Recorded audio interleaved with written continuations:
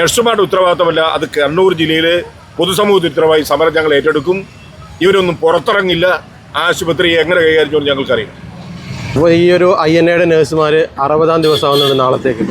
അപ്പോൾ ഇവർ ഒരുപാട് പൈസ മുടക്കിയിട്ടാണ് ഈ നഴ്സിംഗ് പഠിക്കുന്നതൊക്കെ. അപ്പോൾ പഠിച്ചു കഴിഞ്ഞിട്ടും ഇവർക്ക് അവരുടെ ദൈനംദിന ആവശ്യങ്ങൾക്ക് വേണ്ടി ഓരോ ദിവസവും ഇങ്ങനെ വഴിയരികിൽ 60 ദിവസം കിടക്കേണ്ട ആവശ്യകത ഈ കേരളത്തിൽ വരാനിരിക്കുന്നത് എന്തുകൊണ്ടാണ്? തികച്ചും ദൗർഭാഗ്യകരമാണത്. കാരണം ഇടത്തരക്കാരുടെ കുടുംബങ്ങളിലുള്ളവരാണ് അധികവും നഴ്സിംഗ് ജോലിക്ക് പഠനത്തിന് വേണ്ടി പോകുന്ന ആളുകൾ.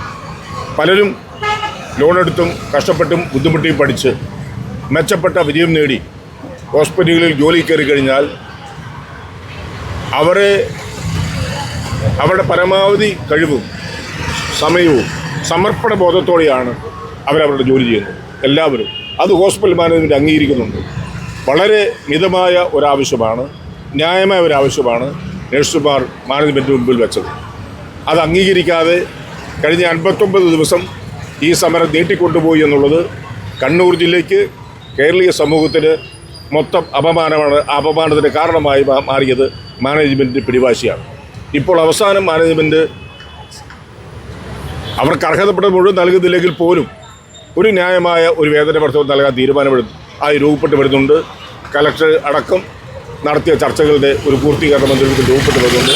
അത് തീർച്ചയായും സ്വാഗതാർഹമാണ്. പക്ഷേ ഇത്ര ദിവസം ഇവരെ ഈ മഴയും വെയിലും കൊണ്ട് ഈ ത്യാഗപൂർണമായ സമരത്തിലേക്ക് തള്ളിവിട്ടത് ഒരിക്കലും നല്ല കാര്യമല്ല എന്ന് തന്നെയാണ് അഭിപ്രായം. അതുപോലെ തന്നെ KKR, ബ്ലാക്ക് സ്റ്റോൺ അങ്ങനെയുള്ള വലിയ വലിയ വൻകിട കമ്പനികൾ വൻകിട ഹോസ്പിറ്റലുകൾ കയ്യിലെടുത്തു.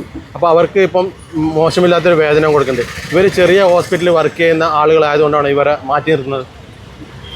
പക്ഷേ അവരെ സംബന്ധിച്ചിടത്തോളം ചെറിയ ഹോസ്പിറ്റലാണെന്ന് പറഞ്ഞുകൊണ്ട് ഇവർക്ക് നഷ്ടത്തിലല്ല.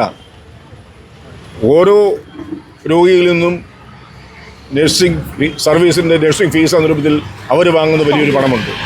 ഒരു നഴ്സ് നോക്കുന്ന ഒരാളെയല്ല, 1500 രൂപ രോഗിയിൽ നിന്ന് അഡ്മിറ്റായ രോഗികൾ ഈടാക്കുമ്പോൾ ഒരു നഴ്സ് നോക്കുന്നത് 6 പേരെയോ 9 പേരെയാണ്.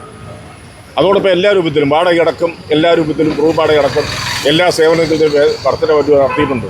ഹോസ്പിറ്റലിൽ അവരുടെ ഔദാര്യമായിട്ടല്ല, അവർ ജനങ്ങളിൽ നിന്ന് പിരിച്ചെടുക്കുന്ന, രോഗികളിൽ നിന്ന് പിരിച്ചെടുക്കുന്ന പണം അതിൻ്റെ ഒരു വിഹിതം ന്യായമായ രൂപത്തിൽ ഇവർക്ക് കൊടുത്താൽ തന്നെ ഇവിടെ വിഷയങ്ങൾ പരിഹരിക്കപ്പെടുമായിരുന്നു. നേരത്തെ VD സതീശൻ സർക്കാരിൽ നിന്നും ഇവർക്ക് നല്ല രീതിയിലുള്ള ഒരു നീതി കിട്ടുമോ?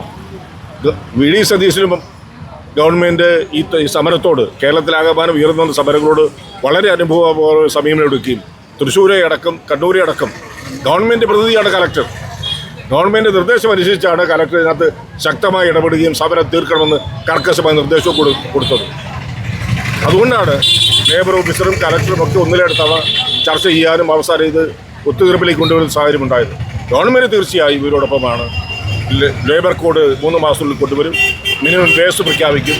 ഏറ്റവും അടുത്ത ദിവസങ്ങളിൽ 3 മാസത്തിനുള്ളിൽ മിനിമം വേജ് പ്രഖ്യാപിച്ചുകൊണ്ട് നിയമപരമായി ഇവർക്ക് ന്യായമായ വേതനം ലഭിക്കാൻ ആവശ്യമായ സംവിധാനം കേരളത്തിലുണ്ടാവും. 60-ാം ദിവസം സമരം അവസാനിപ്പിക്കുമെന്ന് താങ്കൾക്ക് തോന്നുന്നുണ്ടോ?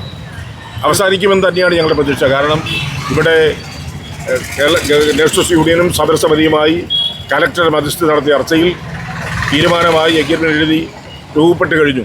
അവരെ ഒന്ന് ഒപ്പിടേണ്ട നടപടികൾ മാത്രമേ ഉള്ളൂ. അതിൽ നിന്ന് അവർ മുന്നോട്ട് പോയാൽ, ഇനി ആ ഒപ്പിടുന്ന പ്രക്രിയയിൽ മാനേജ്മെൻറ്റ് മുന്നോട്ട് പോയാൽ സമരത്തിൻ്റെ രൂപവും ഭാവവും ഇതായിരിക്കില്ല. ഇത് നഴ്സുമാരുടെ ഉത്തരവാദിത്തമല്ല, അത് കണ്ണൂർ ജില്ലയിലെ പൊതുസമൂഹത്തിന് ഉത്തരവായി സമരം ഞങ്ങൾ ഏറ്റെടുക്കും. ഇവരൊന്നും പുറത്തിറങ്ങില്ല. ആശുപത്രി എങ്ങനെ കൈകാര്യം ഞങ്ങൾക്കറിയാം.